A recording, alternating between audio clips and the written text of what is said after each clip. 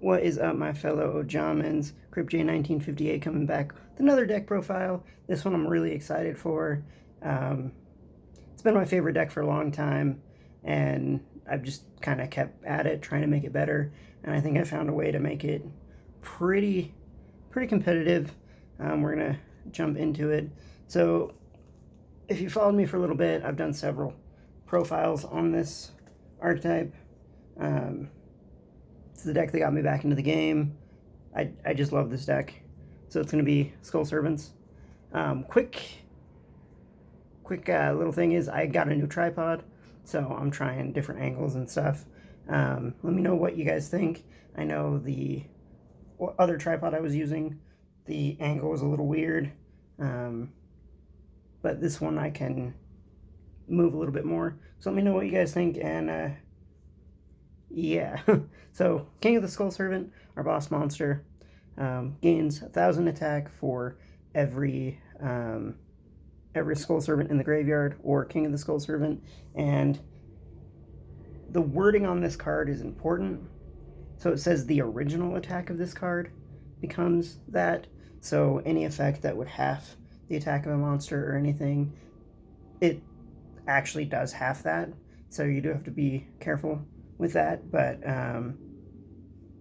yeah, it's such a great monster. If he does get destroyed by battle, then you can banish the Skull Servant and special summon him back, which actually has come up quite a bit.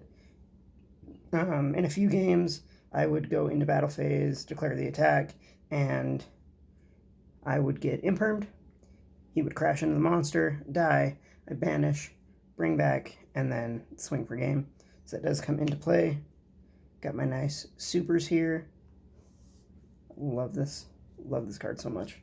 The new card we got, White Baking, boosts the power ceiling of the deck so much. I talked about it a little bit in my last Skull Servant video, but he is the Solomon Great Bailings to the deck.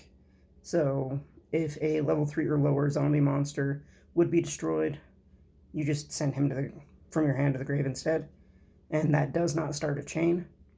So you don't have to worry about people chaining or anything like that. It just works. And then when he does go to the graveyard, if he hits the graveyard for any reason, then you can search any 2 Skull Servant cards with different names and then discard 1 card from your hand. This is the only card in the deck that is a hard once per turn. Or the only Skull Servant card that is a hard once per turn. So his search effect is, again, it's a hard once per turn, so you got to play him kind of carefully. You don't want to just kind of shotgun his effect if you don't need to. But once you kind of learn all the intricacies and stuff with him, then it's just amazing. This card helped the deck so much, because now all of the Skull Servants are searchable just from him. Then we're getting into the Playmakers. We got White Prince. If he's sent to the graveyard for any reason, you can send a Lady in White and a vanilla Skull Servant from the deck to the grave, from the deck or hand to the grave. And you have to be able to send both of those. So if you only have one in the deck, so like say all 3 of your Skull Servants are already in the grave, you can't resolve his effect. It has to be both. You can't just do one. But if you have one in the deck and one in the grave, or one in the deck and one in the hand, you can activate the effect, and you just dump, both of them. And then to go with that, 3 Lady in White. While she's on the field, level 3 or lower zombie monsters cannot be destroyed by battle and are unaffected by spell and trap card effects. And then if you have 2 of them out, you're basically your stuff's pretty much indestructible. I don't use that effect very often. We're trying to OTK with the deck, so usually we're just trying to break their board. Usually we're going second, we're trying to break their board and swing in for big damage. Of course, the vanilla Skull Servants, eventually I will get these all shiny, but that's a really expensive card right now. It's like $60 a copy for shiny vanilla monster. It's kind of crazy. 2 white princess. If she's normal or special summoned, she sends a white prince from the deck to the grave. And then he activates. It says during either player's turn, you can send this card from your hand or on field to the graveyard and lower the attack and defense of all monsters on the field times 300. 300 times their level or rank. And because it's during either player's turn, that's kind of like old school Yu-Gi-Oh text for quick effect. So you can actually chain her effect to all sorts of stuff. There have been times where I've normal summoned her, activated her effect to dump white prince. They use imperm, use her effect, send it to the grave, and imperm loses its target, so I still get to dump, and I still get to cut the attack. So I only run 2 of her because she takes our normal summon to get more stuff in the grave, other than herself, and usually the attack debuff really doesn't matter, but she is just another name in the grave. So run her at 2, and then I'm running 1 white mare. What he does is you can send him to the grave and grab one of your banished skull servants or lady skull servants and move it back to the graveyard, or another white mare. And then you can also use the effect, send him to the grave, and special summon one of your banished King of the Skull Servants or Lady in White. Usually I'm using it to get the Skull Servant back in the graveyard. One of the effects of White Prince that I forgot to mention is while he's in the graveyard, you can banish him and 2 Skull Servants from the graveyard and special summon a King of the Skull Servant from the deck. So if you do that, you're basically cutting your king down by 3k because you're removing 3 skulls. This lets you put 2 back, so you're really only losing 1,000. I'm only running him at 1 because usually you're only going to be able to use the effect once, and it's searchable with white baking. So I don't really need to max out on him because the only thing he does is give me another name in the grave if I've used White Prince, and that doesn't always happen.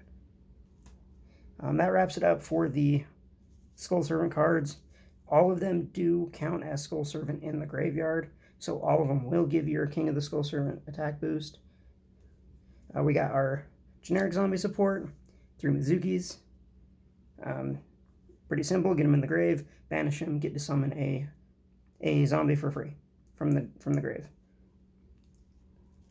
And then the next engine we're going to jump into is the engine that kind of makes it work. The last video I did, we were running a Lightsworn engine, and then using Raiden to as the tuner to go into Halki and then kind of spiral off from there.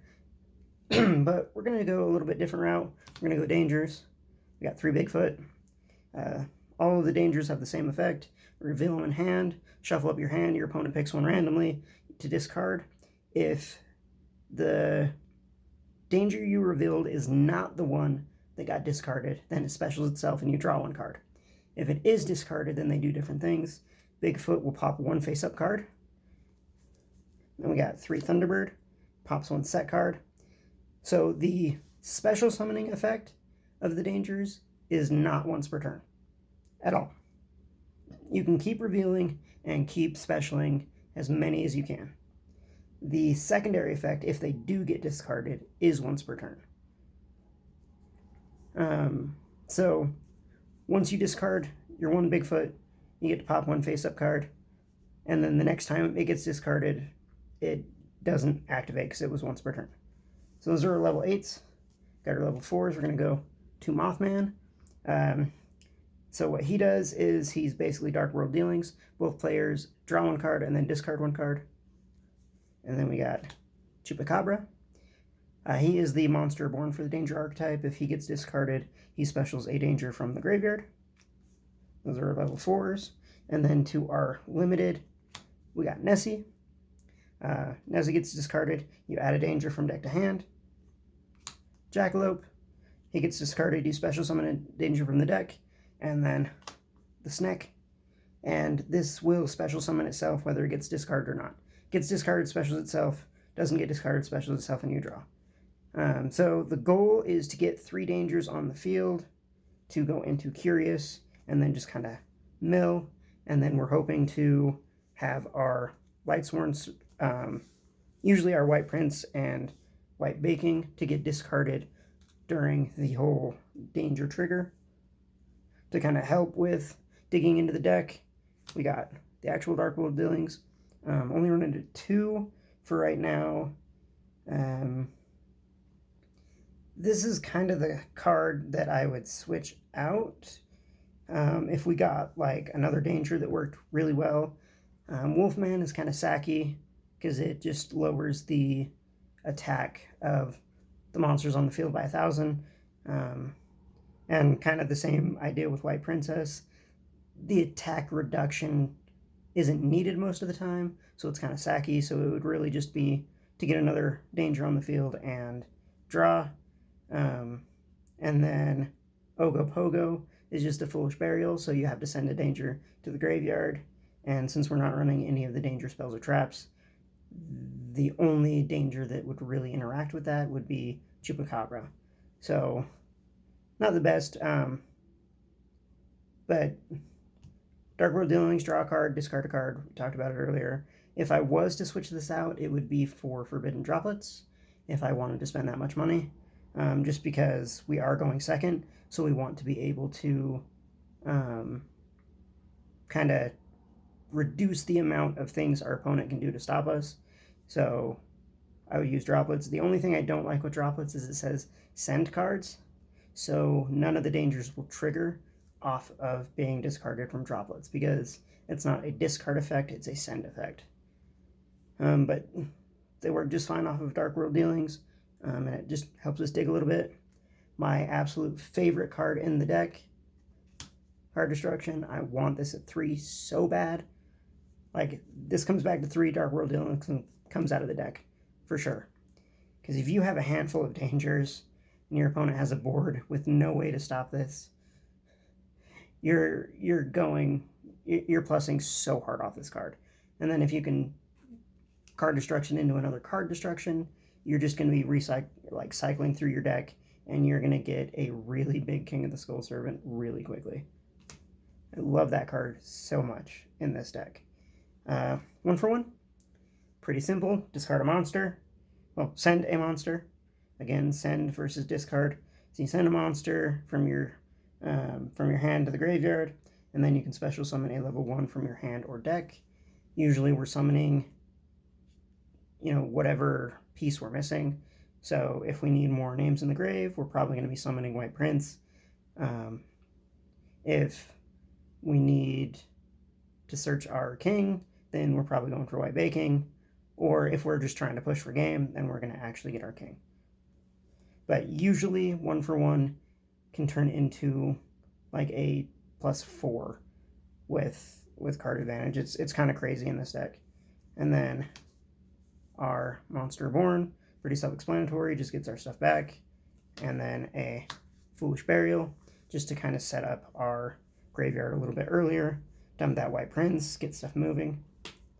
That is the deck. That is a 40-card deck. With the dangers, it really it kind of helps move the whole thing along, helps us set up our graveyard, digs deeper into the deck, and if the dangers get hit, then they help pick apart your opponent's board. Let's jump into the extra deck here.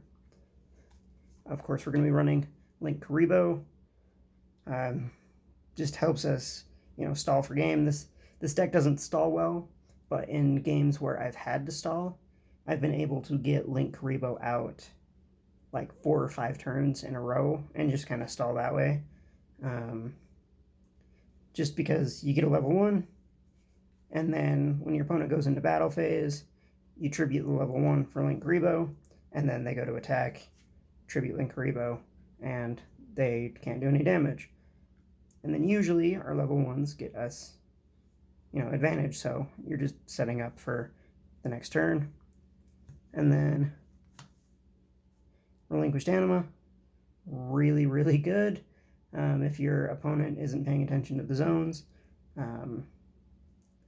There's actually been times where I didn't open up well, and I had like Lady in White on the field, and they were able to get over Lady in White with one card, and they put the one card in the wrong zone, and then I top decked, White Prince, normal summon White Prince, link off for Anima, take their monster, trigger White Prince had already gone off at that point, and kind of just go from there. So Anima is a lot of fun. And then for our twos, we got IP Masquerena, and then the Nightmares. Masquerena, pretty self-explanatory. Make her link off on your opponent's turn to, disrupt their plays, and then the monsters can't be destroyed by card effect. And then we'll just go with the whole Nightmare package. Pops special summon monsters in the main monster zone, pops spells or traps, shovels one card on the field. These cards have been around for quite a while. They're kind of a staple, but just in case we have any newer players that wanted to know what they do, that's kind of what they do. One of the MVPs of the deck is Curious, the Lightsworn Dominion. So we get 3 dangers on the field. We go into this. When this card is link summoned, you send one card from your deck to the grave. So it's a Foolish Burial. But its second effect is if a card is sent from the deck to the grave, she triggers to mill 3 more cards. So you do your dangers. If you're lucky, you hit like 2 White Prints, getting your dangers set up. So you have 6 names in the grave. You make Curious. You're probably going to want to send a Mizuki, because that's the card that I never have in the graveyard when I need it. And then you mill 3 more cards. If you're lucky, you hit the 3rd Prince, and you just go off from there. And then if Curious dies by battle or card effect, you get to add 1 card from your graveyard back to your hand. And that's card, not monster. So I've added back Monster Reborn, I've added back Card Destruction, I've added back whatever I needed at the time. So Curious is crazy good, and it's one of the main monsters we use to go into our second boss monster. For our Link 4s, we got Appaloosa. If I'm forced to go first and I wasn't able to side first, then usually I'm trying to get 4 dangers on the field with different names, going to Appaloosa. And then just pray that that's enough. For every monster with a different name that you use to make her, she gains 800 attack. And then when your opponent activates a monster effect, you can reduce her attack by 800 to negate the monster effect. She only works on monster effects, but sometimes if you hit the right monster effects, you can completely shut down your opponent's turn. And then our second boss monster is Access Kotaker. You go into Curious, get another card on the field, and then go into Access Kotaker that way. When Access Kotaker hits the field, it targets a link monster that was used to summon it, and then gains 1,000 for the link points of that monster. So Curious is a link 3. That means this goes up to 5,300 attack, and then you can banish link monsters from your graveyard or on the field to randomly, pop a card on your opponent's field, non-targeting. So it just destroys it. So the best case scenario, you bait out your opponent's negates, you use some dangers to pop most of the cards on their field, use Curious to set up your graveyard, go into Access Kotaker, pop the rest of the cards, get out your King of the Skull Servant, and swing for game. And Access Kotaker really helps with that. That takes care of our links. We got a few XZs. We got Dante, because we do have a few level 3s. White Princess is a level 3. Lady in White is a level 3. And then the Bunny and the Snake Dangers are level 3s. So he has actually come up a few times, but it's kind of rare. But it does help us mill. And then we got Minerva. Again, level 4s helps us mill. To try to stall a little bit, we do have Abyss Dweller, just to kind of stop our opponents from being able to activate stuff in the grave. That's not too relevant in in this meta, unless you're going against a Drytron player. Then you might be able to slow them down a little bit.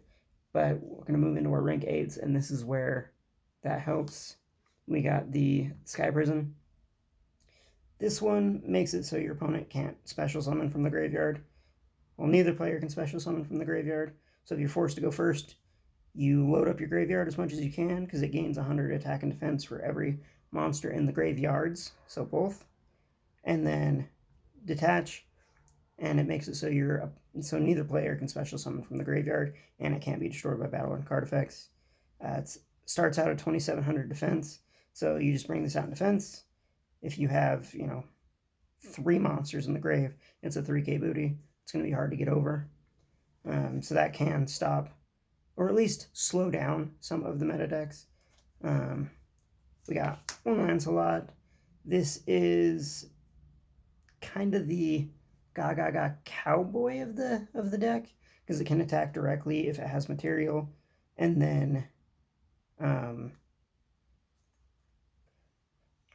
the first effect that is activated every turn, you detach and negate. You have to. It's a mandatory effect. So it can screw you over if you don't play it right. But really, if you get stopped for whatever, they have less than 2k, and you're able to get him on the field, go into battle, swing directly, you got game. And then the negate effect does have potential. If it's a deck that really needs their first card to go off, then it could win you the game, but it's more situational. There just aren't a ton of rank 8s that kind of, help stop your opponent while they're doing their turn. So these are just kind of the ones I compiled. There probably are better options. I'm still looking, but this is what I got. And then the last one is Harbinger, which is not nearly as good as it used to be. Just because we have cards like Droplets and Dark Ruler No More that we can't respond to with monster effects. But if you're playing against a deck that needs at least one spell to go off, something that's field spell reliant, like ABCs are coming back, or really anything that the majority of their starters are a spell card. You just need to know which one to hit. They play a spell, you negate it, absorb it, and then it could stop their turn. So still a good card, just not as good as it used to be. That rounds up our extra deck. So that's kind of the deck profile. I will show you what I've been citing just for my locals. I kind of go over that a little bit. So I am actually citing the hand destruction, mostly because it says send. Kind of goes back to the droplets we were talking about, send versus discard. So because it says it's send to, then we can't trigger our dangers. So I usually side this in after siding out some of the dangers for some of the other traps. We are primarily going second, so this is going to be a going first side deck. So we got the hand destruction, just to keep up our consistency when we switch out some dangers. We got 3 Dynamiscus, targeting is cost, so you don't have to discard if they negate, but it baits out negates, it banishes a card on the field, so it can help you get rid of stuff that has like destruction protection, and then if you need to, you can get a body on the field if it's in the graveyard and you activate a trap. So, pretty good. This next card is a little weird, but it works way too well in the deck. Dark Sacrifice. So what this does is when your opponent activates a card or effect that would destroy cards on the field, negate the effect, then send 1 level 3 or lower dark monster from your deck to your grave. So the big things here is it lets us foolish a White Prince, and then how it says negate the effect and not the activation. Because cards like Lightning Storm says it can only be activated once per turn, so if you negate the activation, they can activate another one. But this negates the effect. So their Lightning Storm fizzles, and they don't get to activate a new one. So this can be a pretty good card. Usually I side this in if it's a deck with a lot of spot removal, but it works pretty well, and not many people see it coming. It's not a very widely used card at the moment. And then we got 3 Crackdown. Stealing your opponent's boss monster is always fun, or stealing one of their main combo pieces. If you know what to hit, you can do quite a bit. I personally like to try and steal one of the VFDs from a virtual world player, because if they're about to make their second one, then I just steal their VFD, or their first one, and then I have a 3k booty on the field that they would have to get over. So it's kind of fun that way. I've also used this on Drytron to steal their Vanity's Fiend, and then they're just kind of stuck for a little bit, and it just gives me time to set up. So, fun card. It's very situational, and you have to play it right, but if you do, it can completely shut down decks. It's kind of fun. 1 Imperial Order, just to stop spell decks. There are a lot of Drytron and Virtual World around my locals, but there's also a lot of rogue decks that rely on spell cards. So if I can get this, flip it up, it pretty much shuts down a lot of those decks. This last card is one that I'm thinking about switching out, but at the same time I'm not. Just depends on the ban list that we should be getting. Soul Drain. So what this does is you pay 1,000 life points, and then monsters in the graveyard and that are banished cannot activate their effects. This does kind of hurt a little bit against us, because that means we won't get White Prince, we won't get White Baking, but if we play the card right, it can completely shut down opponents. I know it slows down Drytron because they don't get to use their graveyard for their monster effects anymore. It can stop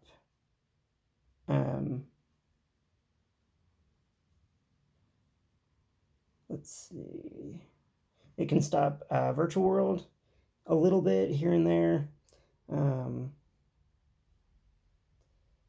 It doesn't stop Eldritch, but it helps. Mind Drain is also would probably be better, because that makes it so monsters in the hand can't activate. So that would pretty much completely shut down those 3, or at least they would have to do a lot of work around to make it work. But Dragon Link primarily activates in the graveyard, and then it does shut down like half of the other decks. So kind of depending on the ban list and how the meta shapes, I might keep this in, or I might go for Mind Drain. And then if the meta goes a little bit more back row, then I'll probably switch in. I'll probably keep one of those 2, and then switch out the either the Crackdown or the Dark Sacrifice for back row removal. Just kind of depends. The side deck is pretty open. That is the deck profile. Let me know what you guys think. I've been playing this for a few weeks now. I kind of came up with the list myself. I have a lot of fun with this deck. It is my favorite deck. So let me know what you think. Let me know what you would do different. Let me know if there are any other rank 8s or anything that I could be using in my extra deck that would kind of help slow my opponent. But yeah, thank you so much for watching. Remember to like, subscribe, and see you guys later.